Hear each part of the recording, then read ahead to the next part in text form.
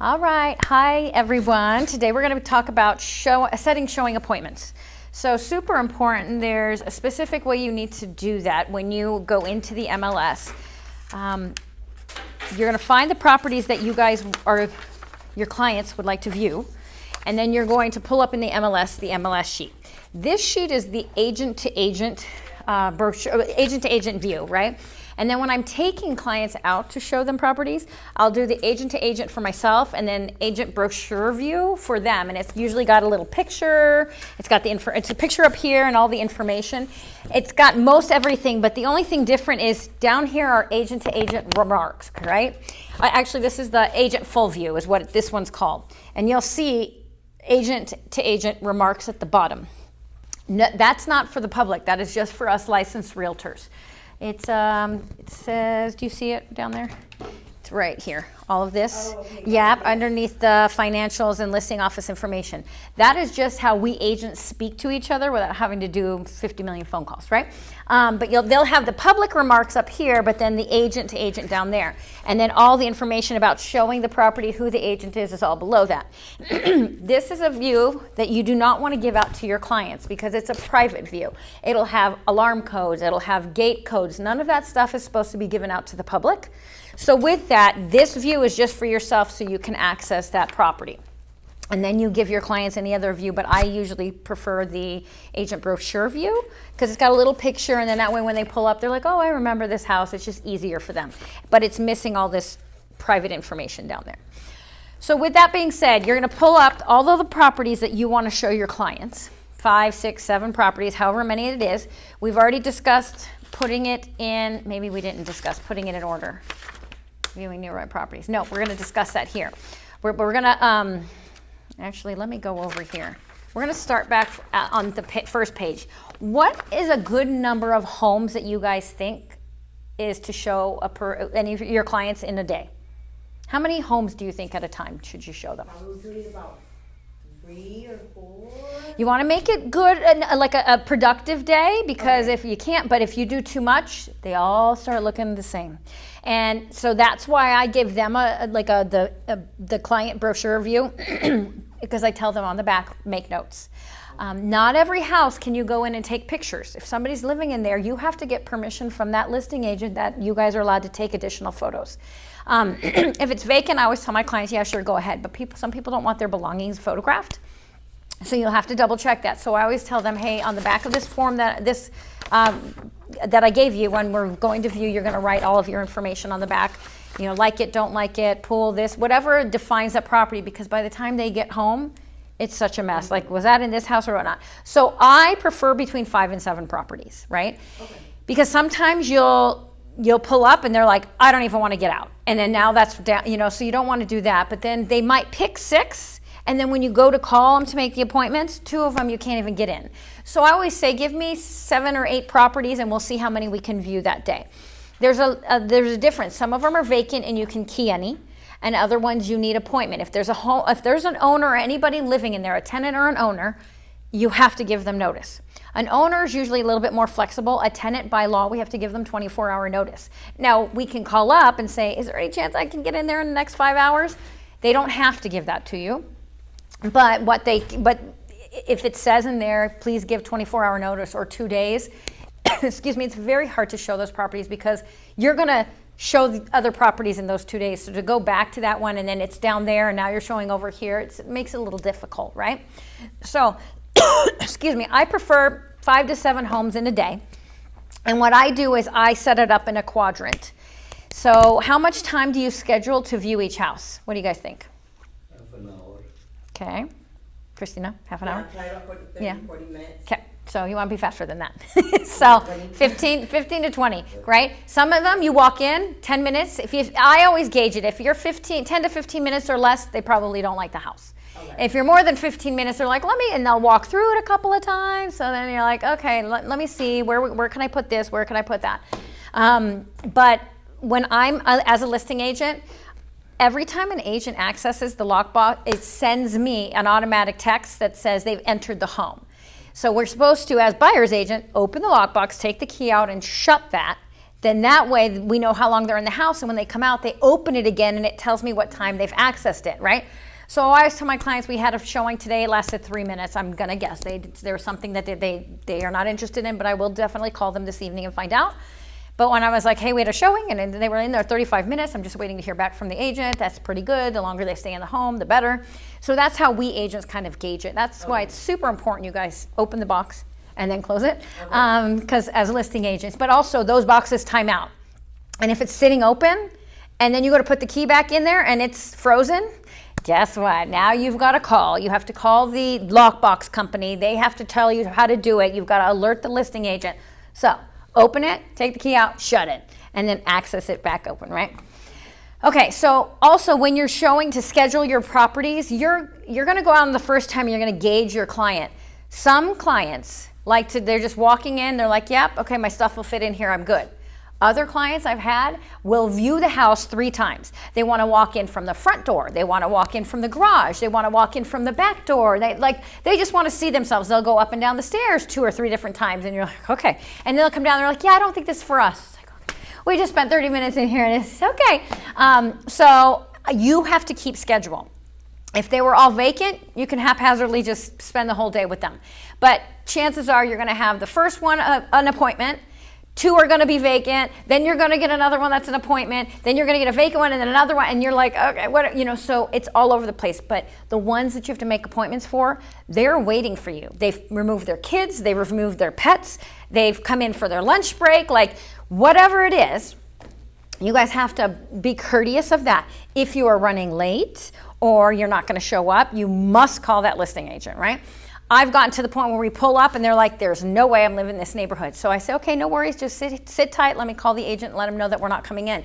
And the sellers are inside, but I don't even go up to the door because I don't want to talk to their sellers. I just want to talk to the agent and let the agent explain to them. And I just call up and say, I'm very sorry, we've pulled up to the house and they no longer want to view it. Can you please just let your clients know that we will not be entering the home?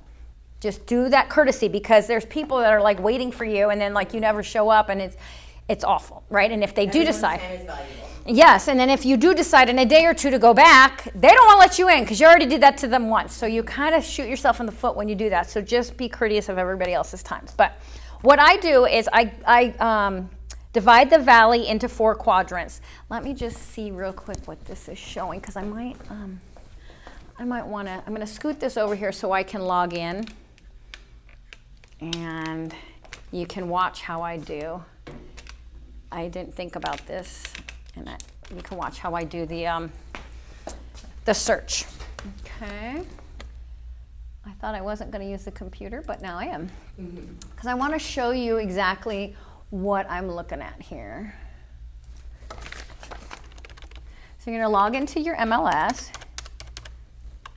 and then and you're going to get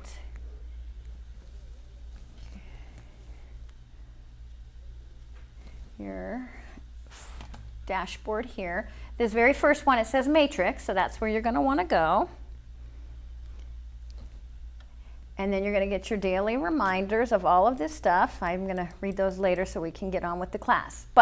So when you're going to do a search, you're going to go up here where it says search residential, right? Oops. Sorry, I'm trying to adjust this air. It's a little warm in here. Okay. And so this is when you're setting up a search. We'd already discussed it last week of how you set up the search, so if you want to go back to that video. But when you're actually scheduling appointments, say I'm going to put a search in here just so we have them, right? 500,000 and under, and then I'll do 4+, and then I want at least 2,500 square feet. And then I'll do 3 car, right? 3+. You can grab a paper so you can follow along and sign in for me, please. And then right now I have 26 matches around the whole thing. So let me just take this out here. I'll change that to 3-bedroom, 3+. And now I have 33. Okay, so you're gonna hit results. And what that's gonna do is bring up a list of all the properties. Now I haven't even picked an area, right? So this was again last week's class on how to set up the search. But say they're okay with the whole area. right? So it looks like we have 2 on the south side down here, and the majority of them are up here at the top. So what you want to do is divide the whole city into, I can't even do that, but 4 quadrants. So you're going to have the north, like Centennial Hill. North is Aliante. Northwest is going to be Centennial Hills. Then you're going to have the southwest by IKEA, and then Green Valley area. I think I have the heat on, so just let me, it's getting warm in here. Yep, it's the heat. Come on. Let me just adjust this. Cool. Okay. There we go. Okay. There. Okay. So you're going to do it into 4 quadrants. So we're going to start with, say, the quadrant up here is going to be, over here is going to be your 1 quadrant, like all of this. And then all of this area is going to be another quadrant, right? So we're going to just take this quadrant for today. And I like to separate it out. And I'm going to do my rectangle. And I'm just going to say, okay, we're just going to do this area here, right? So everything else is going to go away. Now, say they've picked, let's go back here to results.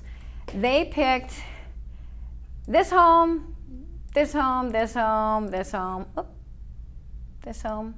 We're going to do 5, right? And then we're just going to hit results up here. Sorry, our map. Okay? So now I know the 5 that are blue are the ones that we're going to view. But now I got to put them in order. So I always go, okay, where do I want to end for the day? Where do they want to end for the day? Do they have to get their kids? Like, what time am I going out? If I'm going out, I'm allotting from 11 to 3 because they have to get their kids by 3:30, and their kids might go to school down here. Guess what? I want to start up here and then work our way around so we end them closer to that. If I have an appointment afterwards and I know where I need to be and I need to end up over here, guess what? I'm going to start down this way and I'm going to go all the way around so I end up where I need to end up, right? So you have to take that into consideration. Sometimes you will have your order, and then the first one you can go to, the second one says, I need 2 hours in between. So now you have to go here and then there and maybe backtrack. And so you're just defining what you can get, your people into. Sometimes if they're like, I can't show today, well, you got to kick them out and then maybe put another one in there, right? So you kind of figure out the quadrant. There's 4 quadrants I do for the whole valley, and then I figure out my quadrant, and then I figure out which direction I want to go. So what you're going to do is you're going to put them in the order. So I would print out my sheets again. I don't know if you can see me here, but you're going to print out your agent sheets that look like this. And then at the top is when I number over in the corner, 1, 2, 3, 4, 5, so they're in order. And then I start calling. Now, also, let me scoot this back a little bit so I can show you guys when I get in front of it because I'm short. So on this sheet, can you guys see me on that camera? Okay, so, yeah, no? Okay, so, yeah. Just so you can see my face and say thanks. Just for the people that are watching the video. So when you're looking at this sheet, this is how you're going to make your appointments, right? So that's the last sheet in your packet. At the very bottom right corner, it tells you the listing agent tells you how they want you to make that appointment. Like I said, if it is vacant, you can write key any and you can go at any time. It can be vacant and you can say appointment only because you want to know when they're coming into the home, or you might have somebody like this doing work on the home or whatever it is. But if there's a homeowner or a tenant, it can never be key any.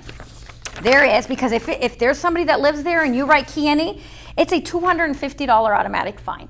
They are not playing around because you don't want random people just walking into their house, guys. So you have to pay attention to what that says. So it could say key call. That means you must call before and set an appointment before you go. If you go back to that first page, there's also no showings, and then there's also showing time. If they want you to use showing time and you call them, they can turn you in, and it's another $250 automatic fine. If they don't want you to use showing time, they will tell you that in the agent-to-agent remarks. Do not use showing time. And if you do use showing time, they can turn you in because they don't want it. Now, I like showing time. It's really easy. I've got my sheet here, and at the very top, it'll tell you I'll have to show you that in a minute, but it'll have a little box for showing time. You click on it, it asks you what day and time you schedule, and sends a text and an email to that listing agent. It is great, but where the problem is I believe Zillow owns it, and there's a lot of realtors that don't want any information going to Zillow. They don't want to know how many times you're viewing the property, whatever. It's just very convenient for me because when they request a showing, it can come directly to me. It can go directly to my sellers. It's very convenient, and I don't have to go, okay, hold on, you know what, I'll give you a call back once I call my sellers, so you're just kind of playing chase, but you have no other way to do it if there's a seller in the property. You have to set an appointment, right? Going back to the first page, if there's a tenant, I didn't put it in there, but if there's a tenant, you have to call. Okay, and even if it says only showings, tenant is on property, only showings from 12 to 3. Okay, that doesn't mean you can go at any time. They're just telling you that's the only time that the house is open. So now you still have to call and make that appointment, right? So the only time is when it's vacant and it says key any, are you allowed to just go there whenever? And when it does say key any, don't bother the agent with the, hi, can I show the house? Because then they're like, I just stopped what I was doing to answer this call. When it says key any, you can go at any time. So keep that in mind. It gets frustrating, and once you guys start getting listings, you're going to see the amount of phone calls that you get. Is it still available? How many offers do you have? Hey, we want to make an offer. Who a title company? Hey, are they willing to pay closing costs? Like, you just get mass amount of phone calls. And if you've got 20 people viewing it and doing the same thing, you can't do anything else because you're constantly fielding calls, right? So just make sure that the phone calls that you do are really important, not just like, hey, can I show it? Yes, it says key any, you can go. Like, please. When you start off like that, it frustrates that listing agent. They remember you, and if you submit an offer, they're like, they couldn't even follow the key any directions.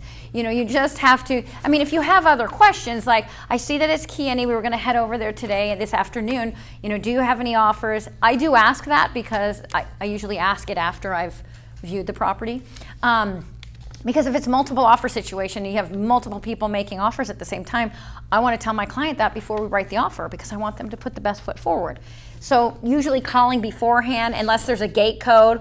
I've seen that before where I know the neighborhood. I'm like, there's a gate. Like, is there a code? How do you want me to enter that?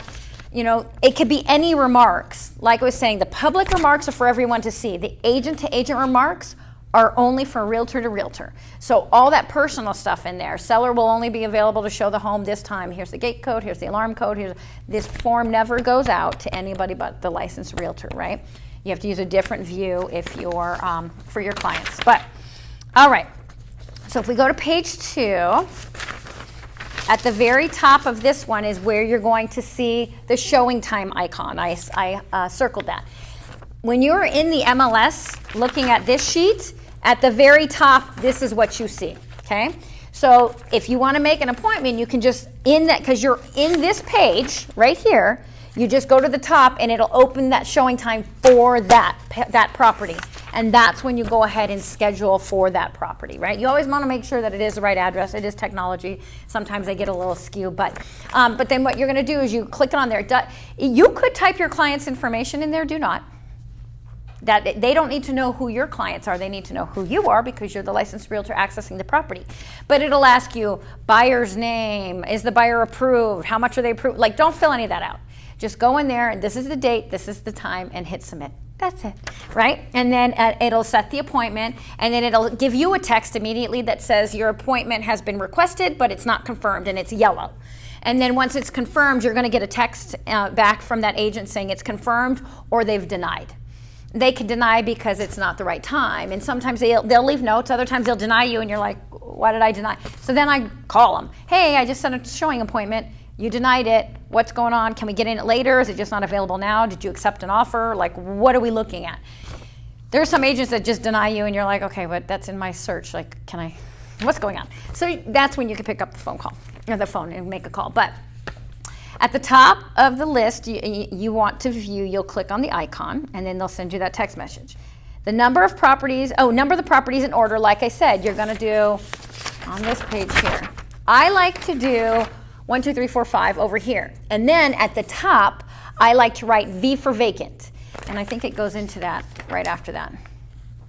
Hold on. V for vacant, appointment, what time, I write all of that in there. So, yep, it's the next paragraph. Okay, so you number the properties in the order. At the top, you're gonna write V for vacant or appointment 1:30, and I put a C for confirmed. because just because I set the appointment or I called to ask for the appointment doesn't mean they confirmed it. And then by the time I go back to it, I'm like, shoot, they never call me back. It's happened. And I'm sitting out front of the house. I'm like, oh, they never confirmed it. You know what, guys? They never confirmed it. So let me just see if we can get in. And then you're like, okay, well, nobody's answering. Guess we'll try to come back to that later. So that's why I'm saying you want to do 5 to 7 properties because you never know. I've gotten there, the key's missing. I've gotten there where the door is wide open and it's a vacant home. Guess what? We're not entering. So I'll call the agent. Hey, I'm out front. Just want to let you know we pulled up. The door's wide open. We won't be entering. Can you please check your property and let me know when it's safe to come back? I'm not walking in there.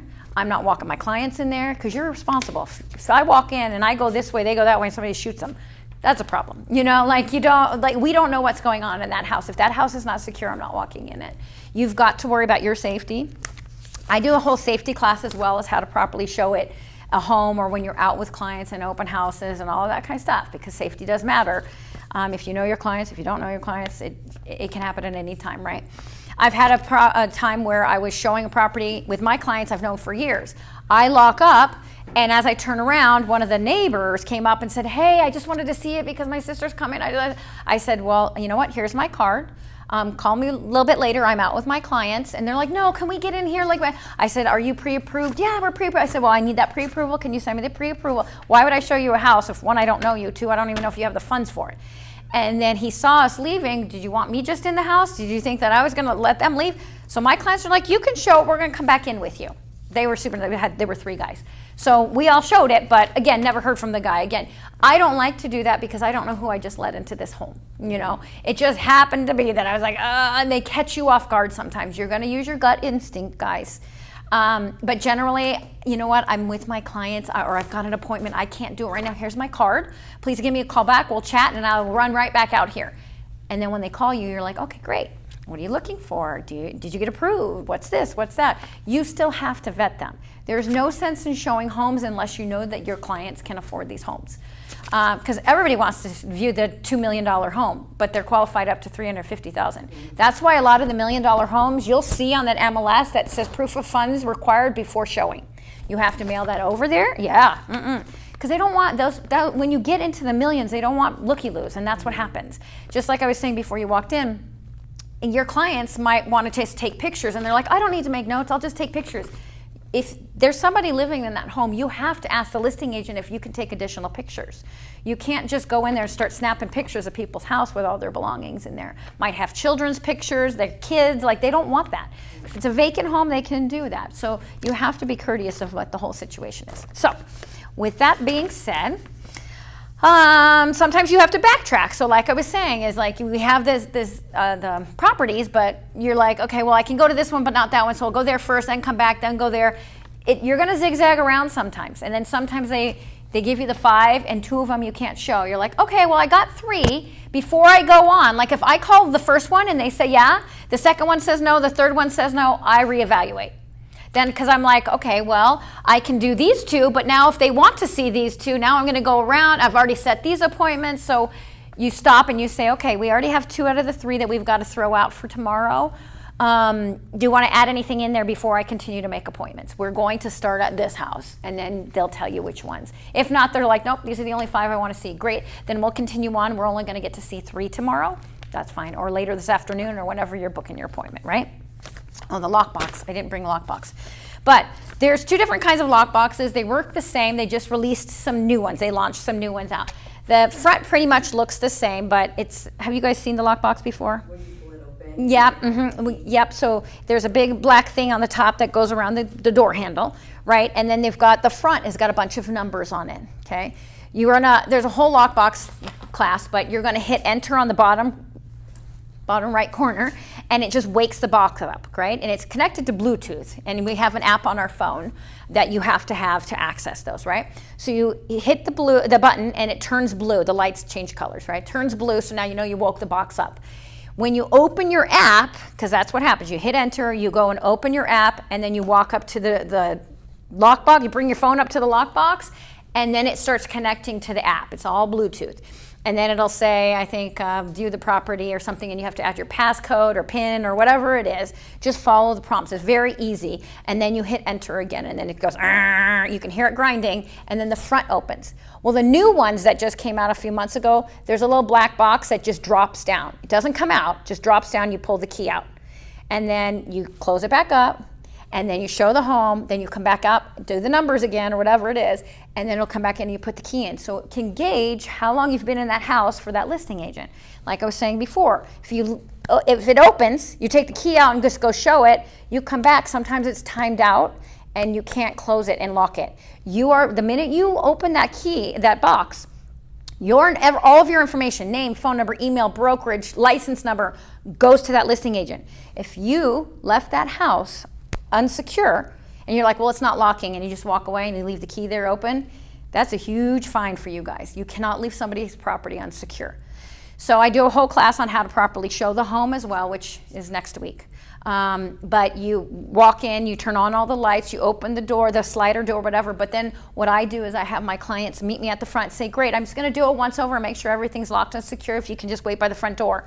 I'm making them wait by the front door because otherwise you're unlocking a door or locking a door and they're unlocking the door and you're thinking it's locked and it's not.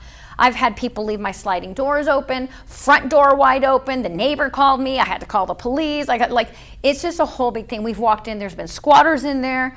There's just a whole bunch of stuff. And sometimes it's just because, I tried the door. It was unlocked.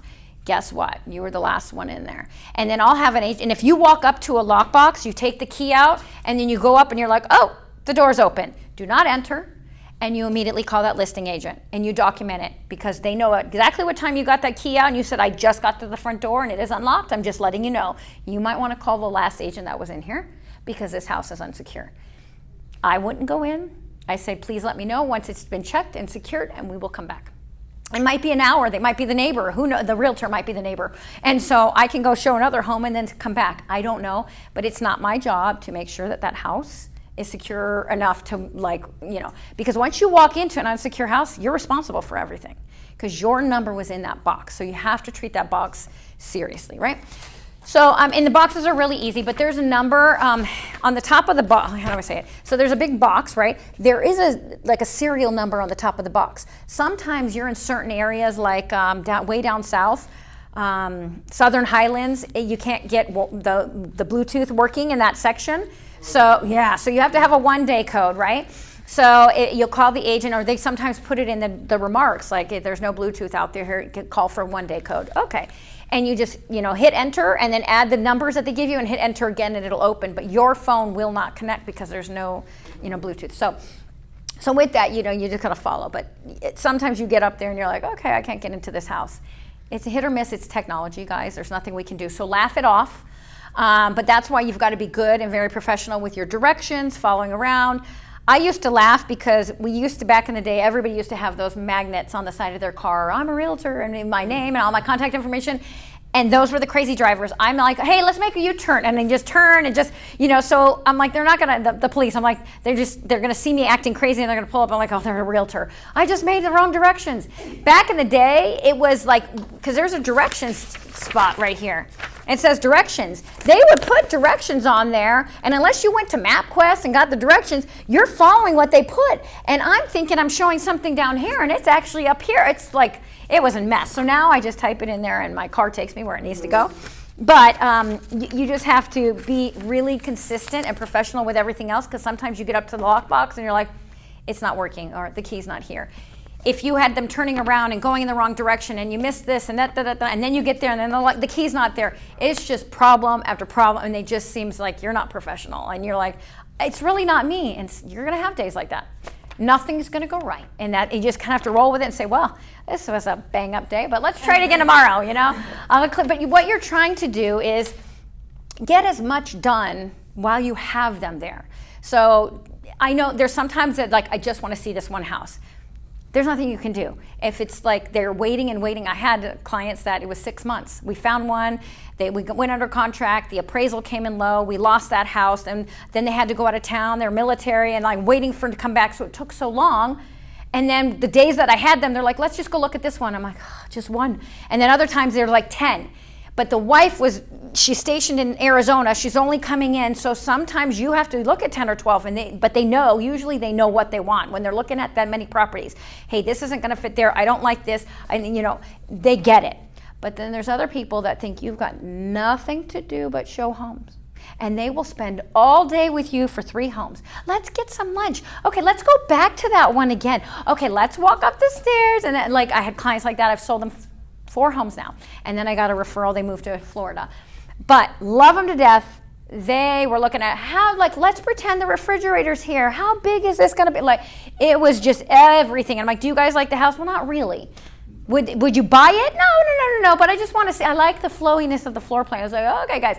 So I always tell them, also when showing the home, and we'll go over this next week, everybody's got cameras and recorders and sound and audio, all this stuff, guys. So I tell them, hey, go into every house assuming you're going to need flooring and paint. If you don't, that's a win. Do not talk about anything personal or start bashing the house because we don't know where the cameras are or where the voice recorders are going to be. And then they see that, now you've just offended them and they won't take your offer. Or you offer low and they're gonna say, nope, you gotta come back up if you want it. So I always just say, let's keep it quiet. I never talk about their finances, I never talk about pricing.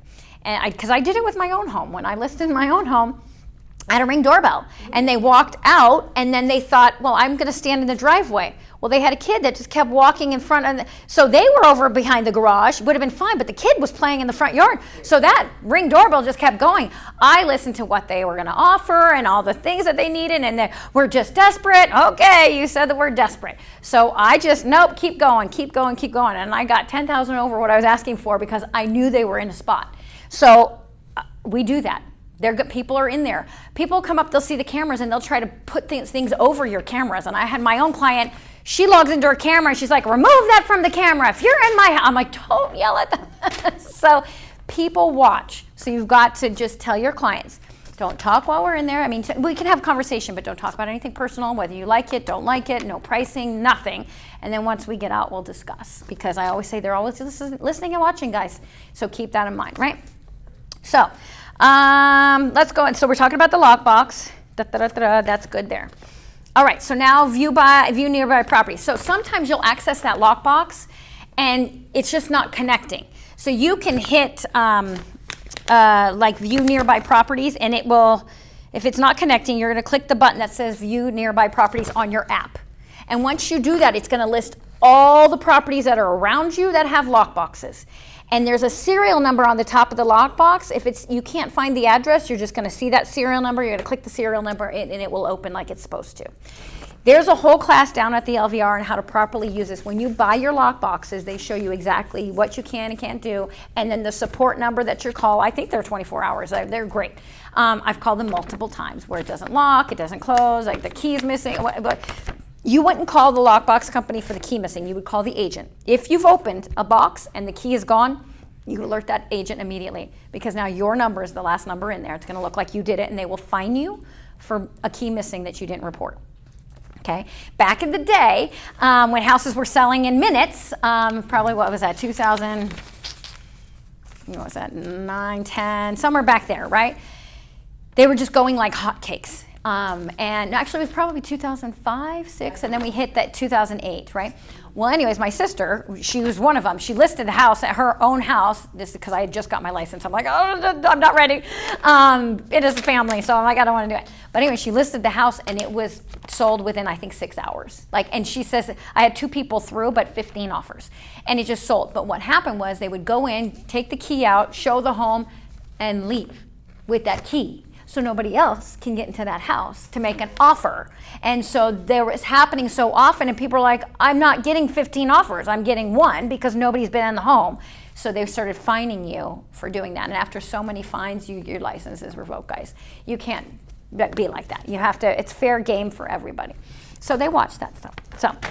So if you can't get in there with the regular app, you can just hit view nearby properties, hit enter, wake the box up, type the numbers in there, or look for the number, and then just hit enter, and then it'll open that box specifically. But it's best not to show too many homes in the same day because they will all start to blend together, like I was saying. So I always pick like a feature, and because I bring my sheets, my agents, full view, and I make notes on them too, and on the back of it, and I'm writing, they don't like this, they don't like that, or this is the one with the beautiful chandelier, or hanging, shelves in the garage, whatever it is to go. Remember the one with the hanging shelves in the garage? What did you think about that one?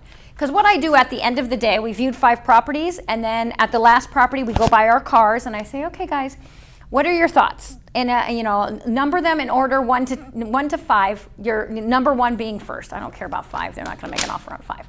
So 1 and 2 is really what our chances are. Where are you at with those? And then they'll tell you. So then I'm making notes on mine too, so I know they what they think. And then I go back. Let me go do the comps first before we call the agent, and let me see if they're priced right. Let me see what's going on. Let me see the history. How many times has it fallen off? Like if it's gone on and off the market 3 or 4 times because of no fault to the sellers, the buyer's financing fell apart, whatever it is, the seller's like, just take the next offer. They're just sick of dealing with it.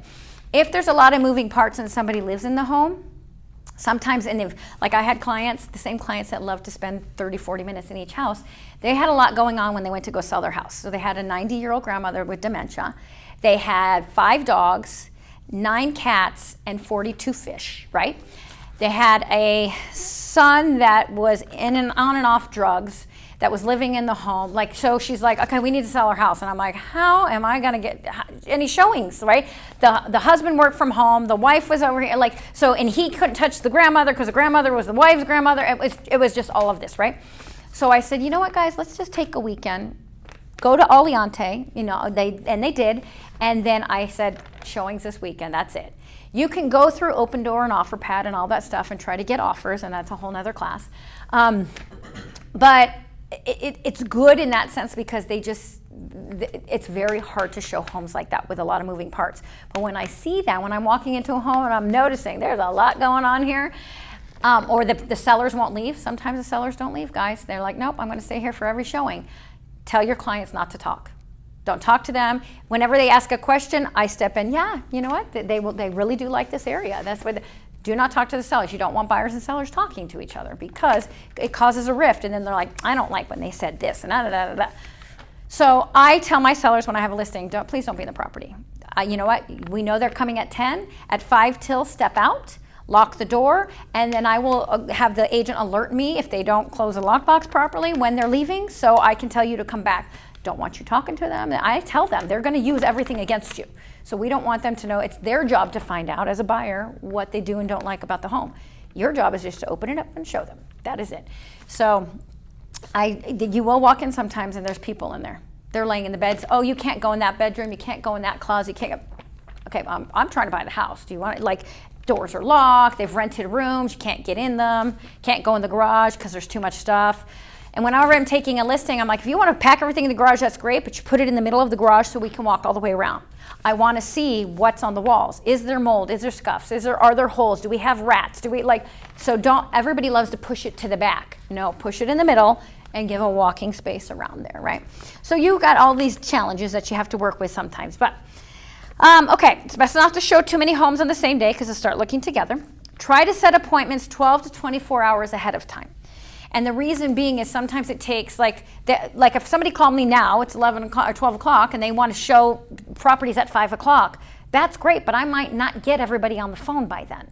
So if I know, I always say, give me all of your home choices the night before, and I will start calling on them, because if I can only get 3 of them tonight, I can work on the other 2 in the morning and then put them in my schedule. Because if not, those other 2 don't call back, now I have to reroute the 3 that I can get a hold of, right? So, and then I have to call those agents to reroute. It's a whole process, right? So I always say, hey, give me at least 12 hours. If we're going midday or later, I always want them like the night before. 24 hours is, like I said, with a tenant in there. By law, we have to give them 24-hour notice. But you'll see sometimes it'll say tenant willing to show property with a 3-hour notice. Awesome. So you just have to read those agent-to-agent remarks. And then you have to go to the bottom and see how they want you to show that property. 5 or 6, have your clients pick 5 or 6 homes in the same area. Because here's the thing, guys. If they have 2 homes in Henderson and then 4 homes up here, That's a lot of driving time. Now, if they're out of town or they only have once a week to go, then you're going to drive. You're going to do whatever you can. But if they're like, hey, I'm going to go out today and tomorrow. Okay, let's do this quadrant today and that quadrant tomorrow. Separate it out because you're going to get stuck. You don't know about traffic, if you can get in, and the timing. It's just to get from one opposite end of the other is really difficult, and try to time that out. When I do that, I show 1 an hour. Okay, I can generally show 3 to 4 homes an hour depending on how close they are. But when they're on opposite ends of the city, I do 1 an hour. That's not great use of your time. But I always say, and then you get there early, and guess what you're doing? Let's go to Starbucks. Now you're buying drinks for everybody. And I like, and it's just a lot sometimes. And then they're like, oh, okay, well, I've got to rush because now I got to get my kids. Well, you didn't tell me that. And now, so they're not really looking at the home. They're just, I got to go. And it's just a waste of time. So that's why I say try to separate them in quadrants, or even half the city, do everything north and then do everything south. Completely up to you. Just easier to do that. But a lot, 15 to 20 minutes per each house if they like the home. Sometimes you're like, I get every 30 minutes, I put a house, right? 12 o'clock, 12:30, and they're, relatively close, but then they're in there and they're loving the house. I am not going to rush them because they might want an offer on this house. So I'm like, yep, take your time. I'm going to just go over here and I'm going to call the agent, just tell them we're running about 10 minutes behind, okay? I said, and then after we're done, since it's vacant, we can come back here, okay? Yeah, but we'll just stay on the, I'll give them a little extra time. I don't want to rush them out if they really like that house, right? I always tell them, open every door or closet underneath the sinks. And I show that next week and how to properly show homes. We're going to go over how to show a vacant home, a new build, and an owner occupied. And how we walk in and what we're looking for, because they're like, Liz is great.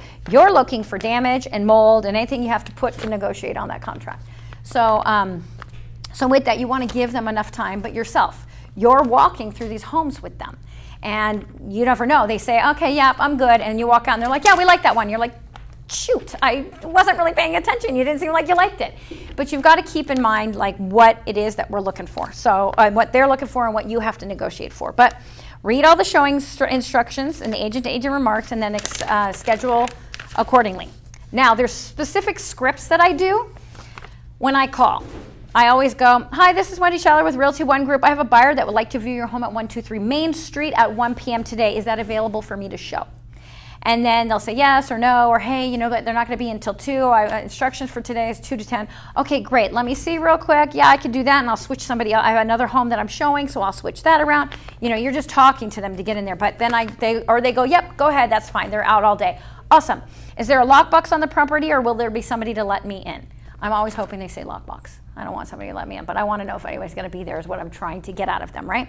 Are there any gate codes, alarm codes, or special key instructions that I need to know, be aware of? And then I'm like, okay, great, thank you so much.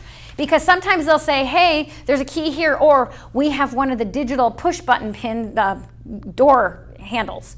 So there is no key. So here's the code. So you have to call for the code, or you get in there, now there's an alarm. Oh, I hate the alarms, guys, because so many times you're not doing it right. It's like, oh, it's real easy, you just do this. Well, he forgot to say that you had to hit enter, and now the alarm's going off. Guess what? If the alarm's going off, you got to wait now, and then you have to call the agent and hope that the agent answers.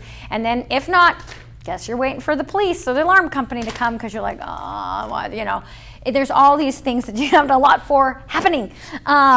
We've opened the door, oh yeah, we stepped out, and then you open the door and there's dogs running at you. I'm not entering a house with a dog. I'm dog friendly.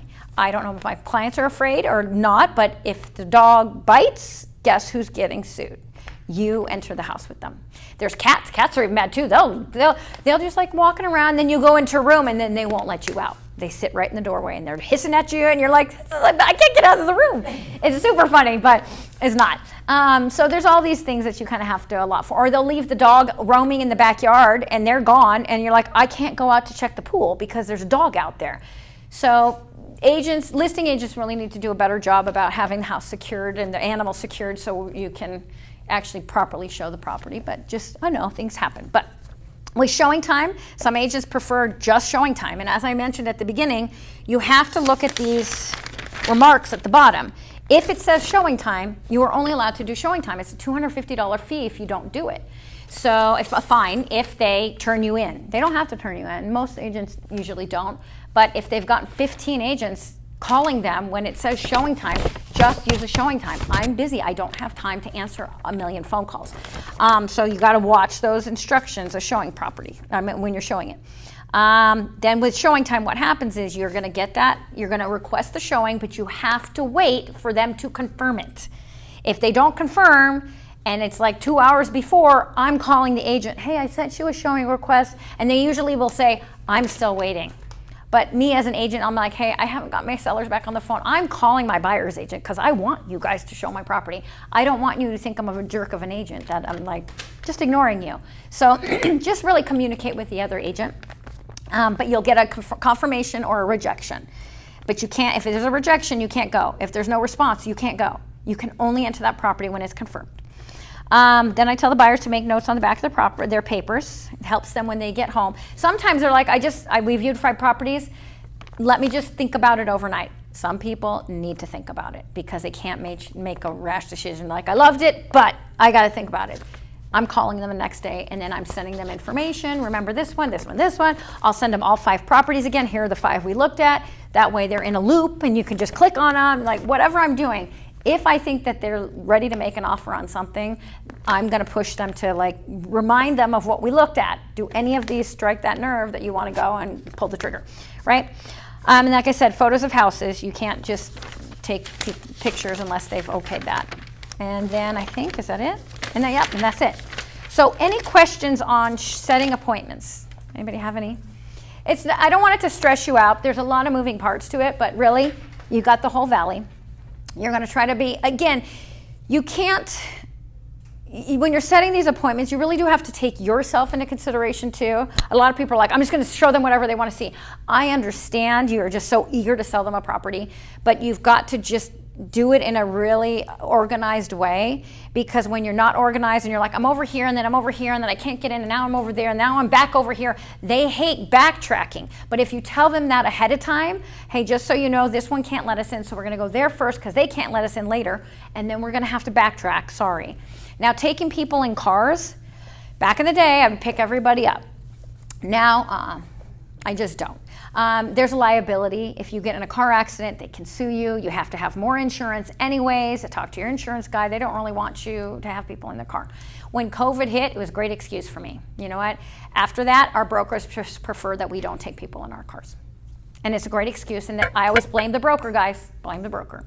Brokers, they prefer that we don't. It's a liability to us and the company, and so we don't. So you can follow me. I had one lady, she's in California, and she's like, hey, I'm giving my sister full reign to go view these townhomes. Can you meet her over there? No, she goes, can you take my sister to view it? And I said, sure. So the sister, who I've never met before, called me. She says, I'm by IKEA. Can you pick me up and then take me to Aliante and then drop me back off? I said, no. She goes, she said you were I said, nope, you can Uber. She goes, I don't get into strange people's cars. I said, well, I don't know you either, so I don't, but I said, no, I said, I can't go back and forth. I said, I can meet you at the property. It's one property. She's like, no, you're supposed to pick us up. I said, I'm not a chauffeur. They'll ask you to drive down to the strip. I'm here for the weekend. Can you pick me up? I got a few hours before my friends come in, and they just want to view homes. There's some people that just want to view homes, guys. They don't have any intention of buying. They'll give you all the proper information and everything, but they don't ever have intention of buying. They just think it's fun. You have to know how serious they are because your time is really valuable. So if you don't think they're serious, don't take them out. It's not a play day for you, like that's how I got into real estate. My mom and I love looking at model homes, and we would go for decorating ideas, but we would never bother a realtor. We would just go. We had no intention of buying, so we would just go in our spare time. And then I'm like, I really like this, and that's how I became a realtor. But think about when you're scheduling appointments to view homes. If there's a homeowner in there or a tenant, you are disrupting their life to go view. So I tell my clients, hey, because they'll say, can you just show me 1 or 2 homes before I decide if I really want to buy in this market? That's great, but they have to be vacant. And I'm only showing you 2. That's it. You might like this one but there's a tenant in there, and I need 24-hour notice, and I can't disrupt them unless I know that you're serious, right? So I'll show you these 2 so you can kind of get an idea of what you get for your money out here, but I cannot disrupt a homeowner and a tenant. When you're ready and you know that you're going to be making an offer, that's when we can go ahead and schedule those.